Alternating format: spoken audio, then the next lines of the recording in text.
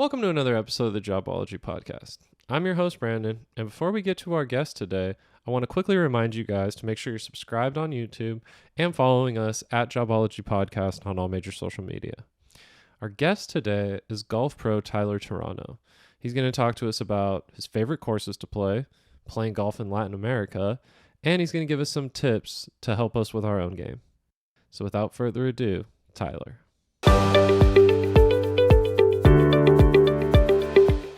Thank you for being with me today, Tyler. Yeah, of course. Thanks for having me. Very excited to chat about the world of golf. Yeah, I mean, it's something that I know very little about, so this will be very informative for me and hopefully for everybody listening. But I guess like the first kind of way we like to start out here is, why get into golf at all? Like, is it something you started as a kid? Is it something you picked up later in life? I mean, later in life, we're, young enough that it's not really later in life, but, how did you kind of get introduced to golf in the first place? So I started hitting balls basically when I was around 2 or 3. My Oh, dad, wow. my dad got into it, around that time, and or shortly before that. And so he would just take me out to the range with him while he's hitting balls and practicing. He would just let me go hit a few, and um, started hitting balls that way, and just got into golf like that. Was he a pro also, or was he just like No, just a no, casual? he picked it up later. Got into he loves the game too. So Nice. That's yeah. awesome. How do you like get to the status or the stage where you can be on tour or like do you get invited? Do you like put a resume out there? Like how does that work? So yeah, being being a golf pro is kind of like it's very interesting because technically anybody can do it. Uh, Well, and say that to be yeah. successful is a different thing, but to, Okay, gotcha. to just say you're a professional golfer technically isn't like that hard to do Okay. because it's open for anybody. There's qualifiers for every level. Um, So the majority of my time I spent was in Latin America. It's a PGA Tour Latino America. Oh, nice. So I spent about 5 years down there. So uh, in order to get onto that tour, there's a qualifying tournaments. There's multiple of them, and you do one of them, and it's a 4-day tournament, and you can qualify, and you get in the top. They set before the tournament how many get status on the tour, and so technically you just sign up and pay the entry fee and go down there and try to qualify for that. There's a lot of talent down there, so that's where the whole anybody can do it, but to be successful is a different thing.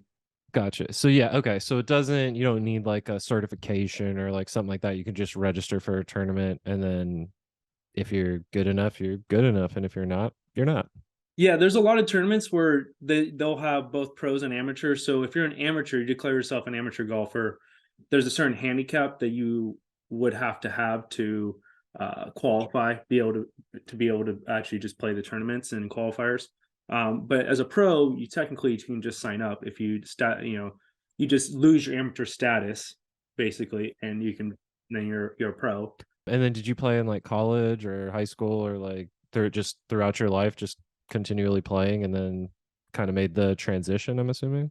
Yeah, so I started so back like after hitting balls and stuff like that, 2 or 3, I started Mhm. competing when I was 8.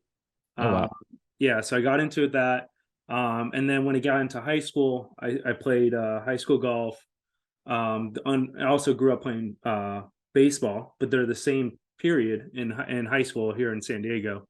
And so I had to choose one or the other.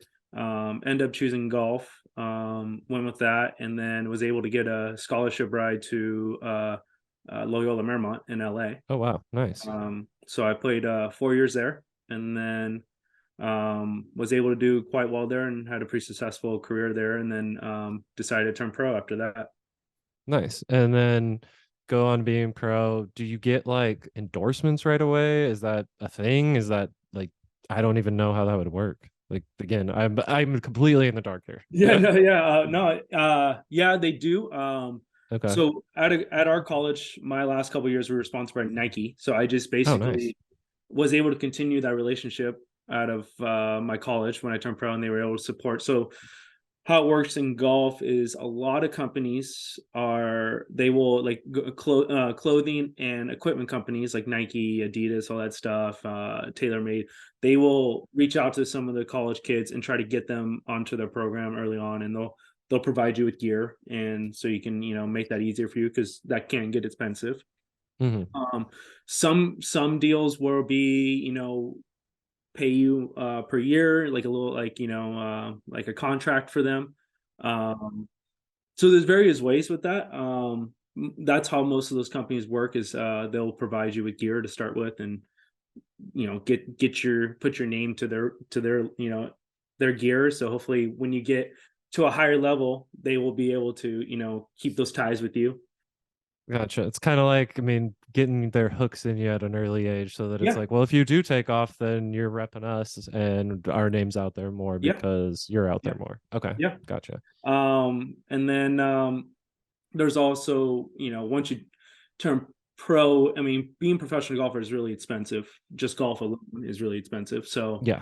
um a lot of people reach out. Either you would have to have a pretty nice backing from either your family or private sponsors, Hmm. or if you're fortunate enough in one of the top amateurs come out of college, you can get those TaylorMades and Nikes to sponsor you, and you would have a nice little income to support your dreams and stuff like that. So Yeah. So like, is it out of pocket for everything? Are you like, when you have to go to a tournament, you're the one fronting the bill and like you get down there to wherever it might be, a different country, a different continent? yeah. And okay, wow. So yeah, we're responsible for everything. We book our own flights. Some people will have like a manager or someone like that, or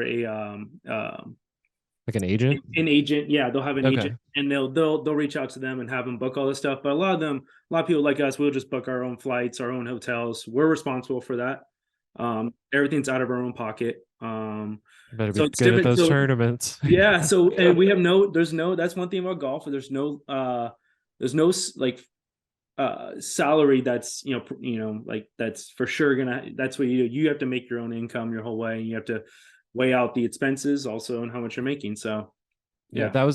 that's kind of a good segue into kind of what I wanted to bring up later, but we can talk about it now too, is what is like, how does pay work? Like how do you make money as a golfer? Is it strictly like prize money? Is it, how does that work?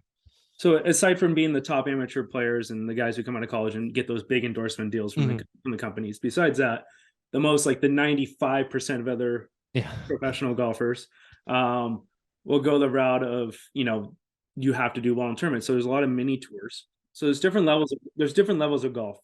The way I best describe it is like the minor league system for baseball, if people are more familiar with that. So Yeah.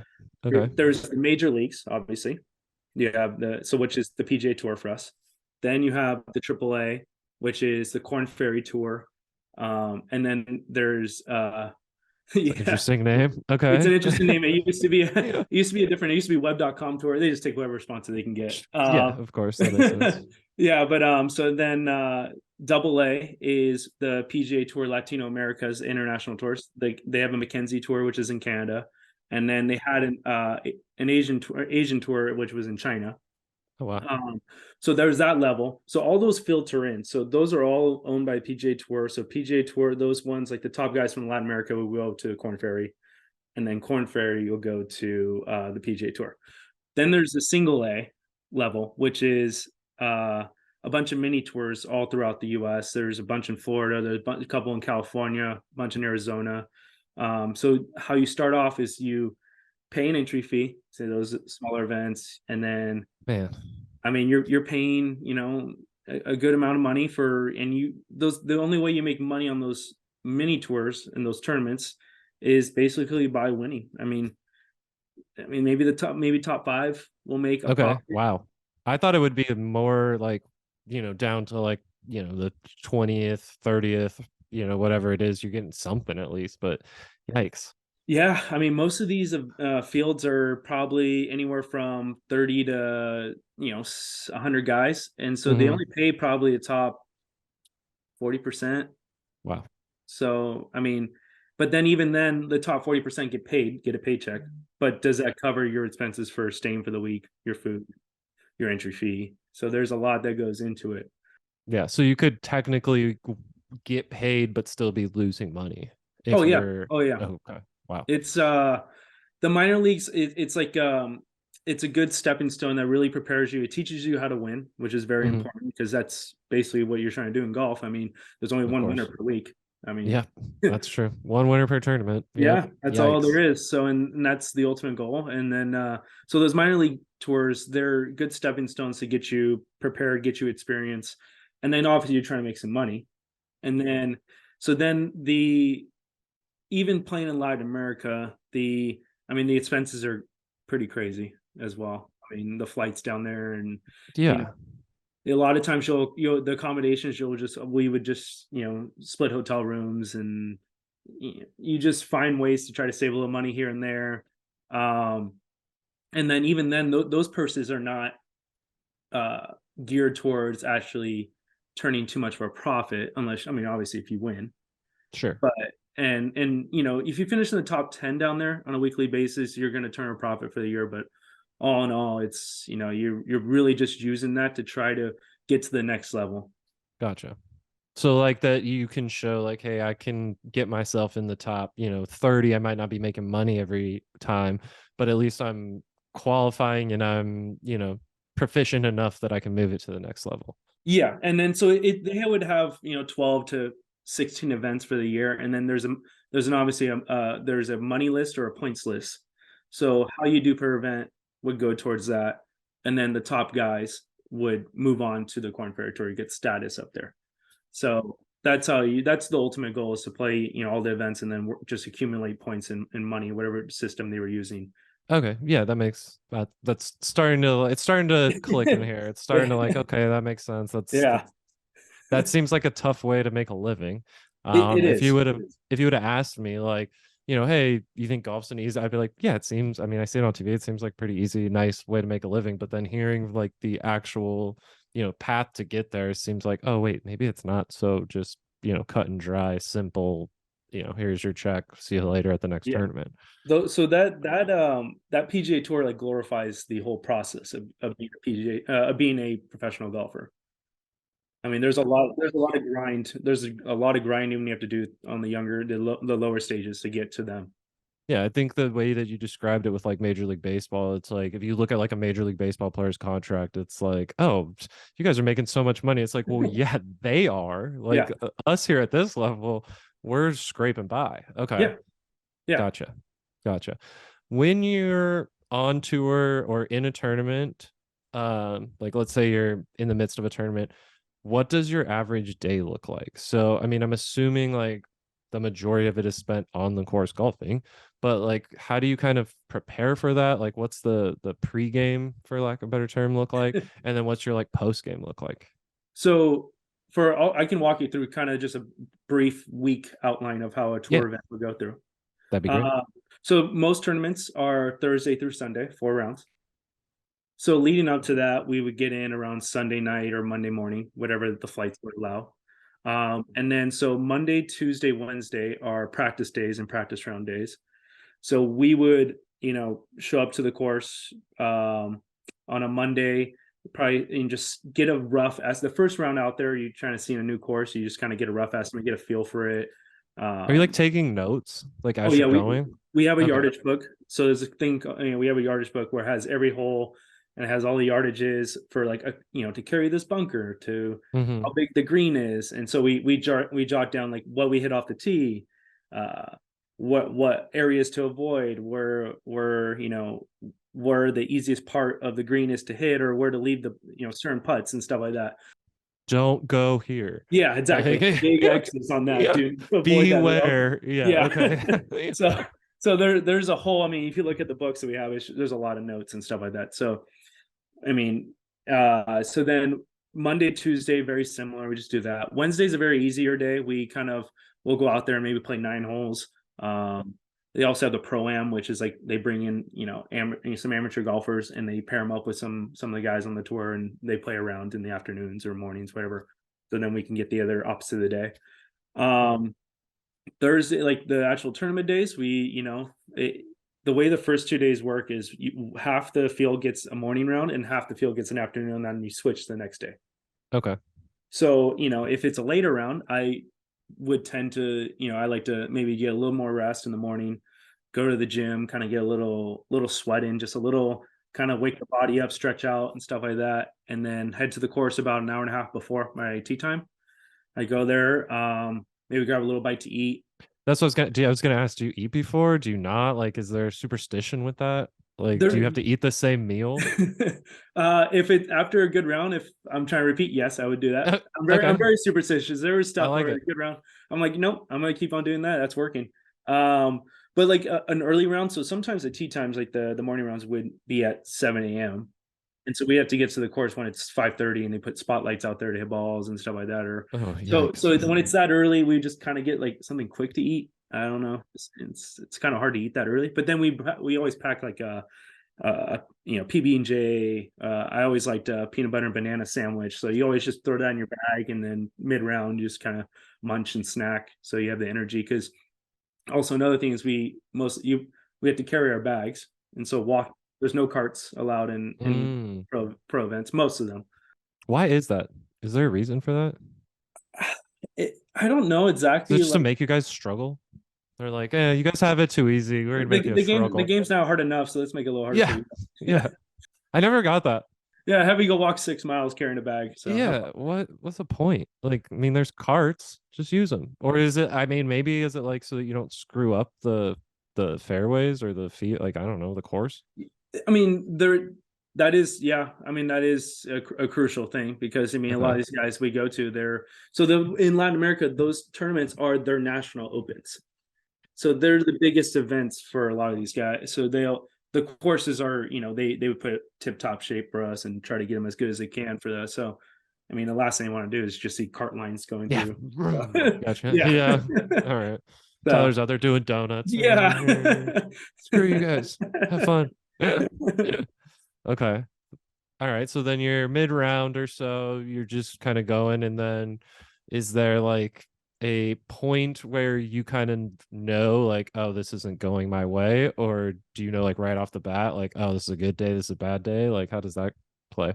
um, I mean, so there's, I mean, at golf is, you're not going Or to do you have try and like, like block that out where you're just like, I'm just going to play my game? you try to just do one hole at a time. It is, Okay. there's times where you get ahead of yourself and you start thinking about like kind of game planning your round out. But Hmm. ideally, you just kind of stay one hole at a time, one shot at a time. But the game of golf, you're not going to have it every day. There's always something that, maybe your driving's a little off today, maybe your putting's a little off today. Just certain things. You're always trying to fight something, I feel like, on the course of time. So when it is a good round, it is one of the easiest games, and it's one of the most enjoyable things in the world when things are just going your way. But that is so very small. Right. That's gotta feel good though, man. When you're just hitting and you're like, this is nothing. Like, Yeah, why doesn't everybody do this? yeah, This is easy. Oh man, yeah. that's gotta feel great. It's I've had a couple of days like that, and it's just been, it's enjoyable. It's Yeah. fun, you Yeah. know. But yeah. So like the first 2 rounds in a tournament are, you're trying to make the cut. The cut is Okay. after the 2 rounds. So as you're going, you can kind of figure out where the score, especially after the first round, you can kind of see how scores are, what it might take after 2 rounds to make the cut, because to make the cut, you make money, or at least you get a paycheck. The guys who don't make the cut don't make any money that week, which, you know, Yeah, you just came out of pocket for nothing. yep, yep, all that. Ooh. So, So let's say you make the cut and we're into the next couple of rounds. Is it, you know, is there like, I mean, it seems weird to ask if there's strategy. I'm sure there's strategy, but like, do you know, like, okay, I'm, 5 strokes behind, I got to start playing a little more aggressively? Or do you know, like, I'm going to try and play it safe? Like, does that go into your kind of mindset? I mean, at times, yeah, there are. So like if you're obviously you're towards the lead, you're gonna be playing. They repair after the first 2 days. So then you're paired up with guys who are very similar to score wise with you. So if you're in the lead, you're paired up with all the leaders. So realistically, you'll know based on the guys around you how things are going, what you kind of need to do to keep pace. Hmm. I mean, but when you're, you just say you just made the cut and you're, 7 shots back of the leaders, you're going out there on Saturday, the third round, and you're just saying, all right, let's go fire something. Let's move up the leaderboard. Let's and put ourselves in position for Sunday. Yeah, So there are different mindsets depending on where you're at, but I mean, ultimately, when you're down there on that level of a tour, you're really just trying to win. So it's pedal to the metal as much as you can. gotcha. Yeah, or at least try and position yourself to get the best, finishing spot. Is there so after a round of golf, like let's say, it's maybe Saturday, Yeah. you finish your round, you have Sunday coming up. Is what do you do after? Like, do you like are you like, hey, I'm gonna go have a beer, I'm taking a break, or are you like, I gotta go sleep, I gotta, are you studying the course? Like, what do you personally do? So there not yes to all those, but pretty similar. Like I would so after a round, you most of the time you maybe go to the range or putt a little bit, just kind of figure out something maybe that was off that round right there. So the range is always a little open. So we go usually put a little practice session in. Then we go back, to the hotel, the accommodations, kind of just regroup. And then a lot of the times we're traveling with the other people down there, like a little group. So then we'd all meet up we go out to dinner Oh, okay. and kind of earlier probably we're still competing the next day, so Right. pretty nonchalant. Maybe like someone would have a beer or something like that, but no one's really doing anything too much. Yeah. Okay. Yeah. Makes sense. uh Yeah. I mean, we have to go walk 6 miles the next day Right. and get up and all that repeat. So um then we come back. I like to come back and based on the first 3 days and some of the stuff, the notes you took through the practice rounds, you can kind of have a sense of where the last day's pin location would be on the greens. Okay. So they move those around too then? Oh yeah, so they Oh, have four okay. different locations for the whole tournament. And not all the time would they mark them. Sometimes they put little dots on, like little paints on the greens, and you can kind of tell where some of the pin locations would be. So Okay. we would jot those down if they had them throughout the practice rounds, but most of the time on that tour they didn't. So but you can kind of see, because let's say a green, right, oval or round shape, Sure. you split them into 4 quadrants, and Okay. you kind of would have a sense of where. And then Sundays usually tend to be a little tougher of pins at Oh times. wow. So you can kind of see where, okay, well, I know this green, they're probably going to put a pin there. So then you just kind of play. I like to play around in my head of the course. Obviously, it's not going to probably go as I want it to be, Yeah, but but at least try and know in your visualize head. it. Yeah, Yeah. visualize it. Know what would be coming my way a little bit. Hmm. Okay. Yeah, so that's mostly what I would do on the night before, like a final round and stuff like that. All right. Let's say Sunday rolls around, you have a great Sunday and you finish where you want to finish, whether that be first, second, third, or you finish and you feel like, okay, I did really well. Is Yeah. there a celebration? Is there like I'm going, nope, just got to get back to home. I'm got a flight to catch. Like, what is that? Do all the golfers go hang out? Like, what's that? So, yeah, they would hang out depending on your flight. If you some people so in Latin America, when we were down there, we would go down there for 3 to 4 week stretches most of the time. Hmm.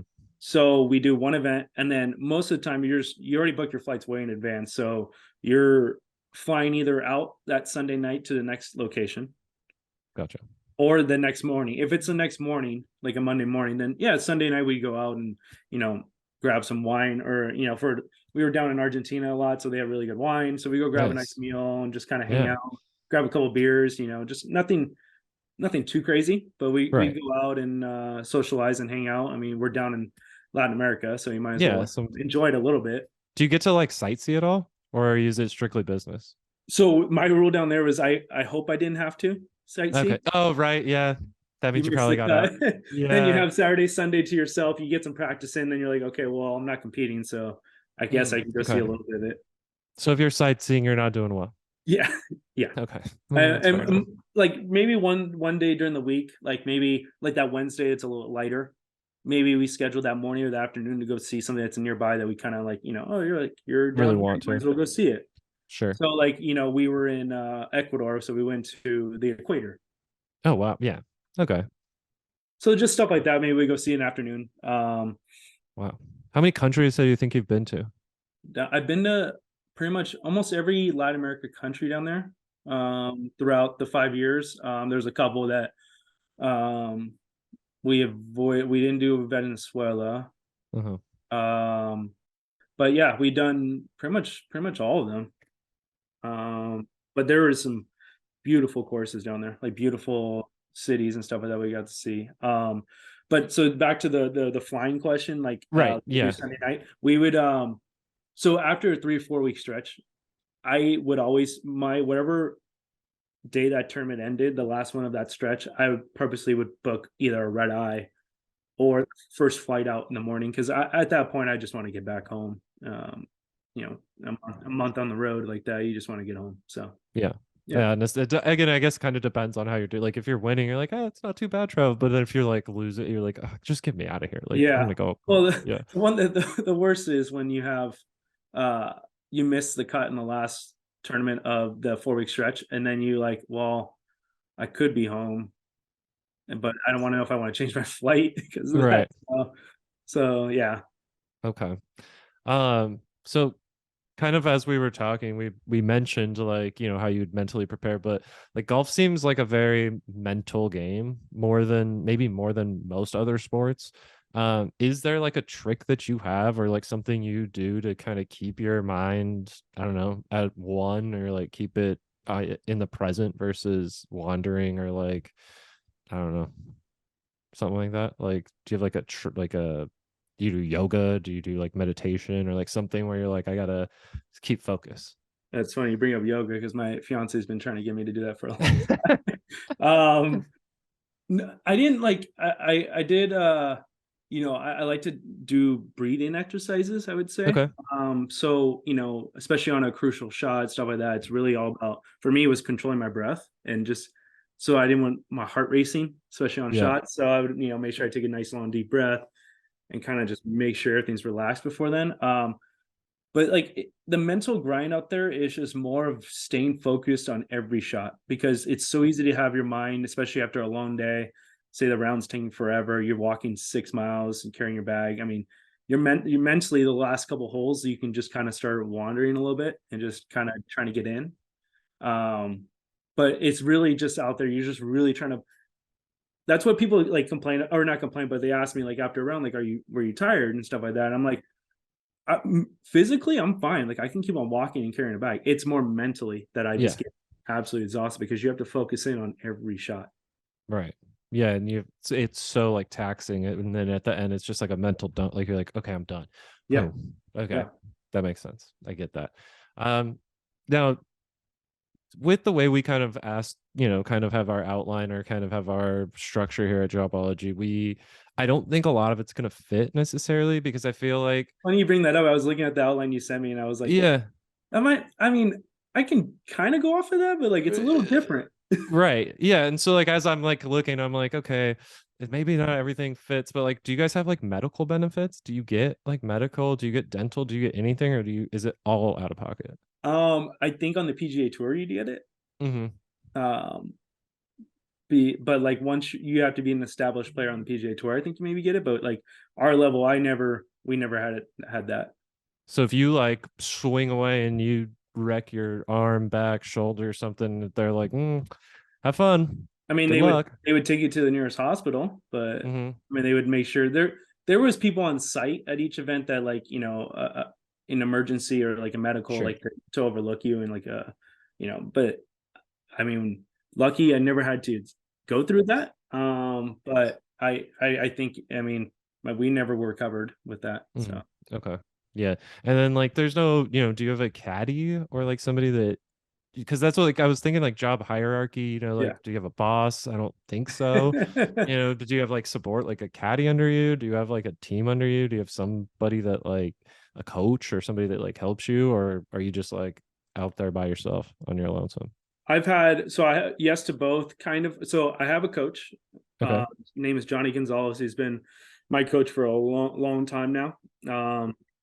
He's based here in San Diego, so I go see him. I would see him like once a month, maybe once every 2 weeks if I'm gearing up for bigger events. Just to kind of get make sure everything's going well. So I've been with him for a long time. He's my swing coach. And then for caddy, like I have a buddy who would be in town. during the winter times and stuff like that, because he's in Canada, so he would come down here. So when I had tournaments that fit that time period, yeah, he would help me out and caddy for me. But mostly it would be like maybe my dad for local events. If I qualifier, he'd come down and do that. But in Latin America, we would. So the first couple years down there, it was mandatory to take a caddy while we're down there, and you would pay a local caddy from the golf courses, because for us it's too expensive to pay for an extra flight and hotel room Yeah. accommodations to bring people down there. Some people did, but it would take a lot out of the budget. Hmm. Um, so then you just hire a local caddy and you pay him whatever the daily rate is, and maybe give him a tip at the end, if a bonus if you made the cut, made some money and stuff like that. Um, Yeah, if you had an awful round, you're like, dude, get the hell out of here. I'm not paying you anything. yeah, Give like me my here money you go. back. Yeah, yeah. Yeah. They would ask for more. It's like, I wish I had more. Yeah. You saw how I played too, man. Yeah, Like I got yeah, nothing. yeah. I mean, they're fine. I mean, they do a great job. Like, there's a couple of times where they want you to do so well Hmm. for their benefit, Yeah, that of like course. they would get mad at you for not doing well. It's like a dealer in a casino. Like they want you to win because then you're gonna tip them more. If you're Yeah, out there losing, you're just gonna walk away. Yeah. exactly. And they would get so intense that they would take. One time they took a club of mine, like slammed it in my bag after I missed a putt, Jeez. and I'm like, I told him in Spanish, I was like, you do that again, you just keep on walking, because that's unacceptable. Like, I'm mad. I don't need to be mad at you for being mad at me. Like, Yeah. you don't need that. Yeah. This is a vicious cycle that is Yeah, not like, gonna work you out. don't need that. That's not Yeah. helping either of us here. Right. Yeah. So Okay. so then the last couple of years they finally made it not mandatory to take them, and maybe a couple events I would use them down there, just because the terrain of the golf course, maybe it had That's a little yeah. I was bit. gonna say maybe they had like some they might have a little more insight because they're used to the course or know Yeah, the course a little bit yeah, better. Okay. yeah. So there were the local caddies, like, so we had like 100, depending on the event, like 130 to 140 guys in the field every week. And so the normal caddies, like, who caddy down there, would probably only be 50, 40, 50 on a consistent basis. So that means there's 100 other guys who they bring in that maybe don't have as much experience on the golf course. Then, I mean, you really have such just the same level as knowledge of the course. So Yeah. I'm gonna kind of move into, we kind of touched now on basically everything Jobology wise for golf that I think fits. yeah. But I have a couple golf related questions or golf specific questions that I think maybe would be beneficial to the viewer. Do you have any tips for the casual golfer or like me, somebody who's not great, but I mean I can get the ball off the tee sometimes. Do you have like like any tips to help me like shave some strokes off my game? So I would say practice a Okay. lot. I mean, the range sessions are undervalued. I mean, to go out there and you go pick up a golf ball and go play, on a weekly basis. Yeah, slowly you probably get better, but like, Hmm. for me, it's all about the fundamentals. So it's Okay. getting the right grip, getting working the lower body the right way. So it's just like certain fundamentals, and the only way you're going to get like dial those in is by hitting ball after ball. Hmm. And that's how I was able to grow my game. It's just by practicing a lot. So like hitting a range session is astronomical. Like, it would do a lot to everyone's game, and I think just kind of honing in on the fundamentals to make sure you have everything correct to begin with, Hmm. and then go from there. Yeah, kind of like you were saying too, if you go to the range and you actually like pay attention, like, okay, if I swing like this, the ball does that. Now, if I, tilt my shoulders a little bit Yeah. or tilt my, waist a little bit, oh, now it's kind of going straighter. Okay, Yeah. now it's whatever. And the other thing, I mean, maybe you can back me up on this, or maybe you can, say, nope, you're wrong, because that happens often too. It's fine. I feel like over swinging is like a huge thing that like everybody thinks they need to go up there and try and crush the ball, and then that's when things just go awry, where it's like if you just take a more consistently or consistent swing, you're going to be able to make better contact than if you're just trying to go up there and like grip it and rip it. Yeah, I agree. I mean, everyone wants to hit the ball as far as they can. I mean, it's fun, right? Like, Of course. like, people want to go see how far you hit it. That's the best thing. Yeah. But like, I mean, to get better and to shave off strokes off your game is like, it's all about consistency. And so if you can go out there, step over a ball off the tee, and like, hey, this is going to be in play, and I'm going to have a shot at putting this on the green. That's a lot better than knowing, oh man, I could really hit this really far. Who knows where it goes? I may That's be, I may, yeah. I may be hitting another tee shot, but at least Mhm. it's gonna go far. Yeah, But so mine is I can't hit it far and I don't know where it's gonna go. So that's like the that's a two tough big combo. That's a problems. tough combo. Yeah, it's That's a real tough hard. combo. Yeah. I'm like going up there trying to hit it far, it doesn't go far. And then I also have a hard time follow like when I hit it, I always want to like pull my head to be like, where did it go? And then I'm like look back down and it's still on the tee. So I'm like, oh, that's where it is. yeah, Okay. it's amazing with like moving the head. A lot of people want to look up real quick and see where the ball goes. So Yeah. it's really all about like keeping your eye on the ball and wait till impact, then you can follow it. Yeah, and then try and find it. Um, we talked about the mentality of golf. That was something else I had. But then, do you have a favorite course, like either in Latin America or in the United States that you frequent or that you like the best, or that for whatever reason seem to play at the best? So a couple of them. One is in Latin America is Guatemala. It's a course down there. It actually was built on the side of a volcano, Oh wow, and okay. it's an unreal course. That is just so the terrain is unbelievable. I mean, it was so steep. Um, It seems like that would unfortunately, be hard. yeah. Yeah. Unfortunately, the course, the volcano erupted. Oh, dang. It's actually, it was the one that made big news, and once I saw the news, I was like, that sounds really familiar. I looked it up, and so that course no longer really exists. But it was, I mean, I have a picture of me hitting balls on the range, and the volcano was like shooting up a cloud of dust and stuff like that. Oh It's wow. unbelievable. Okay, Um, that's pretty cool. so that one's really cool. There was one I played in the USAM back in college. It was the Atlanta Athletic Club, and I mean, just for aesthetics and just the pureness of the golf course alone, it was amazing. It was such a quite cool experience.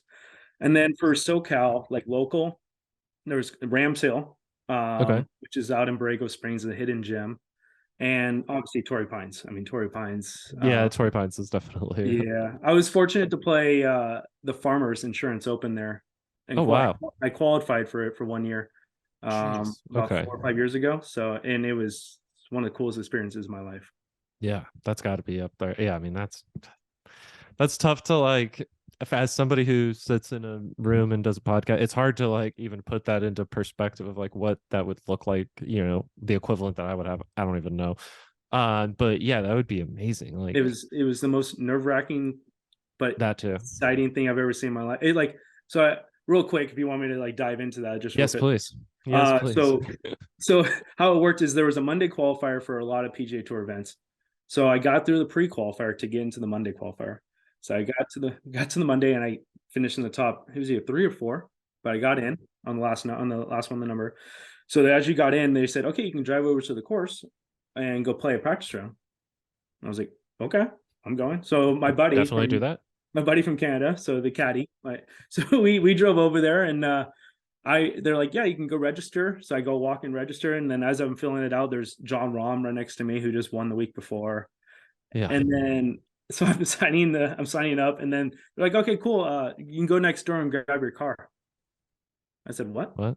Excuse me? I'm like, you're like, yeah, everyone gets a car for the week. What? So That doesn't even I had my buddy. I was like, okay, you're driving my car home. I'm taking this car. I'll follow heck you. yeah. Yeah. So Oh yeah, we wow. went down there, and then I remember going into the ticket booth, and they were saying, it's my, qualified for the first PGA Tour event, just happened to be in my hometown. I said, how's it work for tickets? They're like, oh, you can get as many as you want. So I was like, okay, cool. And so I went there a couple of times. The last time I went there, like a couple of days before the event, they're like, actually, we told you can get unlimited. We're going to have to cut you off. Yeah, it's like, bro, we say unlimited, but like Like, there's a unwritten rule that like you respect it a little. I was like, wait, I mean, you said unlimited. I mean, Yeah. like, I Yeah. got family and friends. But I just teeing off for that first shot. I remember putting the ball on the ground, and I was just like, just shaking. Oh yeah. And I I hear literally turned to my caddy, and I was like, I don't care where this ball goes. It just needs to get airborne because I just want to make contact. yeah. I just don't want to like bounce it up there. Or just Yeah. whiff it or something like that. Yeah. Was it a good shot at least? Somewhat Oh yeah, decent? I hit it solid. Went Okay. just slightly in the rough, but it was a par Okay. five, so it was not a big deal. I was just getting Okay. out there. Yeah, just get the first one under the belt, and then we can take a breath and go from there. Yep. Oh, that could, yeah, man. See, and then that's that whole mental thing of like, how do you, but that one you've just like, I just got to get through this part. If I can get through this beginning one, then I'm Yep. okay. Like, Yep. Then okay. it's just playing golf at that point after that. Gotcha. Yeah. Um, that's basically it that I have on my side. I want to thank you again for coming. But then we like to, at the end of our session here, or our little chat, I like to give my guests some time to either bring attention to a cause they want to bring attention to, or a business, side business, small business, charity, whatever they want to talk about, or if they just have something they want to talk about on their own. Here's your time. Cool. So there's two things I want to just talk about. First is just growing the game of golf. I really, want people to get out there and just keep it growing the game. There's really good starting for, especially if you have kids, called the firsttee.org, Okay. or First Tee organization. And you can go there, firsttee.org. And they have a bunch of different locations throughout the country. And you just find your local chapter and they can help any kid, mostly kids, get started in the game. And I think that'd be great to grow the game. Um, the second one is more of a personal charity that my aunt started 12 years ago. It's called Becky's Gifts, and it's Okay. um, people that can donate gifts, toys to families and people that are affected by cancer. And Oh so, wow. if people are going through the cancer treatments, it's hard to get gifts during the Christmas time, her foundation just helps collect toys and have for families and to give to the kids and stuff like that during the difficult times and during the holidays. They can go to beckysgifts.org to get more information on that. There's different drop off locations and stuff like that. Yeah, so and if you're listening right now and don't have time to write this down, just come check out the YouTube. We'll have all the links in the description. So we'll put, First Tee and Becky's Gifts up there. So you guys can follow the links there. It'll take you to where you need to go. But that's awesome. I mean, this is going to come out more than likely on Monday, as long as everything goes right on my end and my editing process. But hey, so it'll be right around the holiday time. That's a perfect time to, people feel a little more giving, feel a little bit more, generous. Now's the time to go check those out and, help. The First Tee thing, I was thinking, I'm like, that would be something that I could probably use, but it might be weird, a 34-year-old out there with like 6 and 7-year-olds. I don't know if that's the right play, but hey, if you You have can young go. You can kids, go volunteer and then just there you go. take a little lessons as you go on. Yeah, be like, I'm just volunteering, Just watching everything I'm doing. Okay, I got it. All right, well, I would just want to say again, thank you for joining me, man. I think there's a lot of great information for people out there. And I think this was an awesome episode. I really appreciate it. Cool. Yeah, and people are more than welcome to reach out to me regarding anything about golf or stuff like that. So yeah. Cool. Thanks, man. Yeah. Appreciate it. Thank you, Tyler, for being my guest today and taking the time out of your day to do that. And thank you, viewer, for tuning into another episode of the Jobology podcast. Before I let you go, a couple quick reminders. Please make sure you like, subscribe, and follow at Jobology Podcast on all major social media platforms. And make sure you guys are commenting what jobs you'd like to see next. And like we say to end every episode, make good choices.